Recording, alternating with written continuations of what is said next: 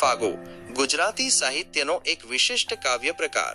ફાગુ મધ્યકાલીન ગુજરાતી સાહિત્યમાં એક વિશેષ અને આકર્ષક કાવ્ય પ્રકાર છે, જે પોતાની ગીતા, નૃત્ય અને પ્રકૃતિ સાથે માનવ લાગણીઓના ઉત્સાહપૂર્ણ ચિત્રણ માટે જાણીતો છે. આ કાવ્ય મુખ્યત્વે ફાગણ અને ચૈત્ર માસમાં ગાવામાં અને રમવામાં આવતો હતો, જેમાં ઝાંઝ, પખાજ જેવા વાદ્યોનો સાથ રહેતો હતો. ફાગુ માત્ર સાહિત્યિક કાવ્ય નથી, પરંતુ તે લોક સાહિત્ય સાથે ઊંડાણથી જોડાયેલો છે. આ લેખમાં આપણે ફાગુની વ્યુત્પત્તિ, વિશેષતાઓ, ઉત્પત્તિ, વિકાસ, રચનાબંધ, વિષયવસ્તુ, રસ નિરૂપણ અને તેના સાહિત્યિક મહત્વને સરળ ભાષામાં અને વિસ્તારથી સમજીશું. ફાગુ ગુજરાતની સંસ્કૃતિ અને જીવનના ઉત્સાહનું પ્રતીક છે, જે મધ્યકાલીન સાહિત્યમાં એક અનોખું સ્થાન ધરાવે છે. 1. ફાગુ શબ્દની વ્યુત્પત્તિ અને અર્થ. ફાગુ શબ્દની ઉત્પત્તિ સંસ્કૃત અને પ્રાકૃત ભાષાથી થઈ છે. વિદ્વાનો અનુસાર આ શબ્દ સંસ્કૃતના ફલ્ગુથી પ્રાકૃત ફગ્ગુ અને પછી ગુજરાતી ફાગુના રૂપમાં વિકસિત થયો. ફલ્ગુનો અર્થ વસંત છે, જેથી ફાગુનો સીધો સંબંધ વસંત ઋતુ અને તેના ઉત્સવો સાથે છે. હેમચંદ્રાચાર્યે પોતાની કૃતિ દેશી નામ માલામાં ફાગુનો અર્થ વસંતોત્સવ બતાવ્યો છે, જે તેની ઉત્સવીય પ્રકૃતિને દર્શાવે છે. કેટલાક વિદ્વાનો ફાગુને સંસ્કૃત શબ્દ બલગર સાથે પણ જોડે છે, પરંતુ શાસ્ત્રીય દૃષ્ટિથી આ યોગ્ય માનવામાં આવતું નથી. વ્રજ ભાષામાં ફગુઆ શબ્દનો ઉપયોગ ફાગુ ઉત્સવમાં વપરાતી सामग्री જેમ કે अबीर, गुलाल માટે થાય છે. वहीं बेफाग शब्द का अर्थ अश्लीलता से लिया जाता है, जो बाद में फागु के असंयमित व्यवहार के कारण प्रचलित हुआ. આ પ્રકારે ફાગુ મૂળતઃ વસંત ઋતુનું કાવ્ય છે, જે ઉત્સાહ, શૃંગાર અને પ્રકૃતિના સૌંદર્યનું ચિત્રણ કરે છે. 2. ફાગુનું સ્વરૂપ અને ઉદ્દેશ્ય. ફાગુ એક ગેય કાવ્ય પ્રકાર છે, જે વસંતોત્સવના અવસર પર સામૂહિક રીતે ગાવામાં અને નૃત્ય સાથે રજૂ કરવામાં આવતો હતો. તેનો મુખ્ય ઉદ્દેશ્ય મનોરંજનની સાથે સાથે નૈતિક અને ધાર્મિક પ્રબોધન હતો. મધ્યકાલીન ગુજરાતી સાહિત્યમાં ફાગુનું સ્વરૂપ અન્ય કાવ્ય પ્રકારો જેવા કે આખ્યાન, રાસ, પ્રબંધ અને પદ્ય વાર્તાથી ભિન્ન છે, કારણ કે તે પ્રકૃતિ અને માનવ લાગણીઓના ઉલ્લાસને કેન્દ્રમાં રાખે છે. ફાગુમાં વસંત ઋતુનો માદક પ્રભાવ, પ્રેમી યુગલોની રતિ અને પ્રકૃતિની રમણીયતાનું ચિત્રણ પ્રમુખ હોય છે. આ કાવ્ય લોક સાહિત્યથી પ્રેરિત છે, પરંતુ શિષ્ટ સાહિત્યમાં પણ તેનું મહત્વપૂર્ણ સ્થાન છે. ફાગુમાં ભક્તિ અને વૈરાગ્યનો સૂક્ષ્મ સન્નાદ હોય છે, પરંતુ તે શૃંગાર અને જીવનના ઉલ્લાસને પ્રાથમિકતા આપે છે. તેની પ્રસ્તુતિમાં તાલ, લય અને વાદ્યોનો ઉપયોગ તેને વધુ આકર્ષક બનાવે છે. 3. ફાગુના પ્રકાર.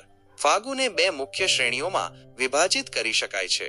જૈન ફાગુ. આ ફાગુ જૈન કવિઓ દ્વારા રચિત હોય છે અને ધાર્મિક ઉપદેશોને કેंद्રમાં રાખે છે. इनमें श्रृंगार रस का उपयोग वैराग्य और धर्म की श्रेष्ठता को दर्शाने के लिए होता था. अंतમાં શાંત રસનો પ્રભાવ પ્રમુખ હોય છે. જૈનેતર ફાગુ. આ ફાગુ જૈનેતર કવિઓ દ્વારા રચિત હોય છે અને મુખ્યત્વે श्रृंगार અને ઉલ્લાસ પર કેન્દ્રિત હોય છે. इनका अंत संभोग श्रृंगार में होता है, बिना धार्मिक उपदेशों के. 4. ફાગુની વિશેષતાઓ. ફાગુની નીચેની વિશેષતાઓ તેને મધ્યકાલીન ગુજરાતી સાહિત્યમાં વિશિષ્ટ બનાવે છે. 1. પ્રારંભ. ફાગુની શરૂઆત મંગલાચરણથી થાય છે, જેમાં ઇષ્ટદેવી અથવા તીર્થંકરોની સ્તુતિ કરવામાં આવે છે. ત્યારબાદ વસંત ઋતુનું માદક વર્ણન પ્રસ્તુત કરવામાં આવે છે. 2. વસંત વર્ણન. ફાગુમાં વસંત ઋતુનું સૌંદર્ય અને તેનો માનવ મન પર પ્રભાવ પ્રમુખ હોય છે. વન, ફૂલ, કોયલ, ભમર અને લતાકુંજ જેવા પ્રાકૃતિક તત્વોનું ચિત્રણ ચિત્તાકર્ષક હોય છે. 3. શૃંગાર રસ.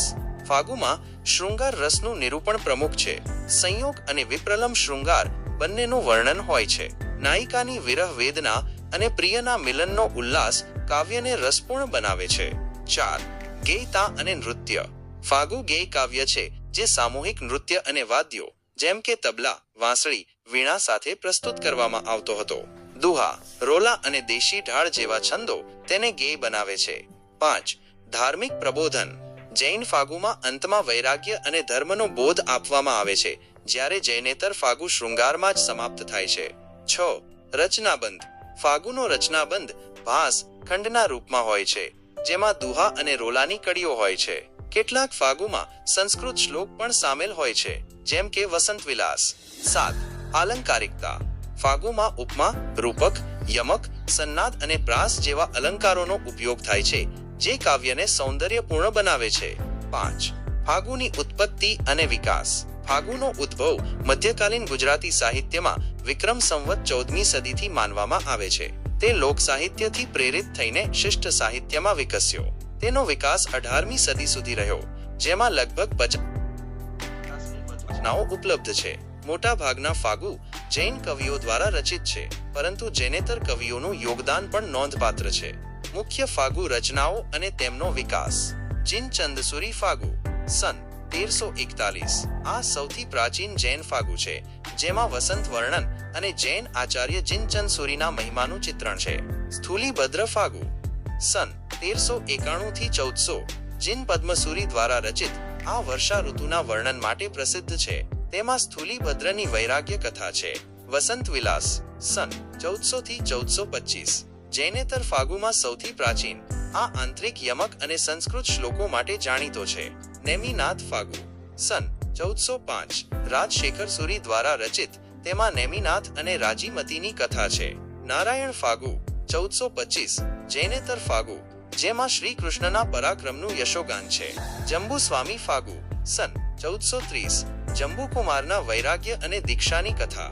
ફાગુનો વિકાસ 14મી થી 18મી સદી સુધી રહ્યો, જેમાં જૈન અને જૈનેતર ફાગુ બંનેની રચનાઓ થઈ. જૈન ફાગુ ધાર્મિક પ્રબોધન પર કેન્દ્રિત હતા, જ્યારે જૈનેતર ફાગુ શૃંગાર અને ઉલ્લાસ પર. 6. ફાગુનું સાહિત્યિક અને સાંસ્કૃતિક મહત્વ. ફાગુનું મધ્યકાલીન ગુજરાતી સાહિત્યમાં નીચેનું મહત્વ છે. પ્રકૃતિ અને શૃંગારનો સમન્વય. ફાગુમાં વસંતના પ્રાકૃતિક સૌંદર્ય અને માનવ મનની રતિનો સુંદર સમન્વય છે. તે પ્રકૃતિ અને લાગણીઓનું ઉત્સાહપૂર્ણ ચિત્રણ કરે છે. લોક અને શિષ્ટ સાહિત્યનો સંગમ. ફાગુ લોક સાહિત્યથી પ્રેરિત થઈને શિષ્ટ સાહિત્યમાં સ્થાન પામ્યો છે, જે તેની વ્યાપક સ્વીકૃતિને દર્શાવે છે. સાંસ્કૃતિક ઉત્સવ. ફાગુ વસંતોત્સવ અને મદનોત્સવનો ભાગ હતો, જે ગુજરાતની સાંસ્કૃતિક પરંપરાઓને જીવંત કરે છે. ધાર્મિક પ્રબોધન. જૈન ફાગુમાં વૈરાગ્ય અને ધર્મનો બોધ મહત્વપૂર્ણ છે, જે મધ્યકાલીન સમાજની ધાર્મિકતાને દર્શાવે છે. ભાષાનો વિકાસ. ફાગુએ ગુજરાતી ભાષાને સમૃદ્ધ કરી, જેમાં અપભ્રંશથી લઈને મધ્યકાલીન ગુજરાતી સુધીનો વિકાસ જોઈ શકાય છે. 7. ફાગુની વ્યાખ્યાઓ. ફાગુની વિવિધ વ્યાખ્યાઓ વિદ્વાનોએ આપી છે, જે તેના સ્વરૂપને સમજવામાં મદદ કરે છે. ડૉ. ચંદ્રકાંત મહેતા વસંત વર્ણનમાં વસંતની વન અને માનવ મન પર માદક અસરનું નિરૂપણ કરનારા ગીતો, જે આહલાદકતા અને આનંદનું ચિત્રણ કરે છે અને જેમાં હોળીના લોકપ્રિય ગીતો ગવાય છે, ફાગુ કહેવાય છે. હેમચંદ્રાચાર્ય ફાગુ વસંતોત્સવનું પ્રતીક છે. ડૉ. હરિવલ્લભ ભાયાણી ફાગુ રચનાઓને સમજવા માટે વસંતોત્સવ અને મદનોત્સવ સાથે તેમના સંબંધને ધ્યાનમાં રાખવો જરૂરી છે. ડૉ. ભોગીલાલ સાંડેસરા ફાગુ વસંત વર્ણનનો સાહિત્ય પ્રકાર છે, જેમાં માનવ ભાવ અને પ્રકૃતિનું સમન્વિત સુંદર આલેખન તેની વિશેષતા છે. અનંતરાય રાવળ ફાગુ ફલ્ગુથી ઉત્પન્ન ફાગણ માસના વસંતોત્સવ અને વિહારને વર્ણવતું કાવ્ય છે. 8. ફાગુનું આધુનિક સ્વરૂપ. આધુનિક કાળમાં ફાગુનું સ્વરૂપ ગરબા અને દાંડિયા જેવા નૃત્ય રૂપોમાં પરિવર્તિત થઈ ગયું છે. નવરાત્રી અને હોળીના અવસર પર ગાવામાં આવતા ગીતો અને નૃત્યો ફાગુની પરંપરાને જીવિત રાખે છે. જો કે આધુનિક ફાગુમાં ધાર્મિક પ્રબોધનની તુલનામાં મનોરંજન અને સાંસ્કૃતિક ઉત્સવ વધુ પ્રમુખ છે. 9. નિષ્કર્ષ.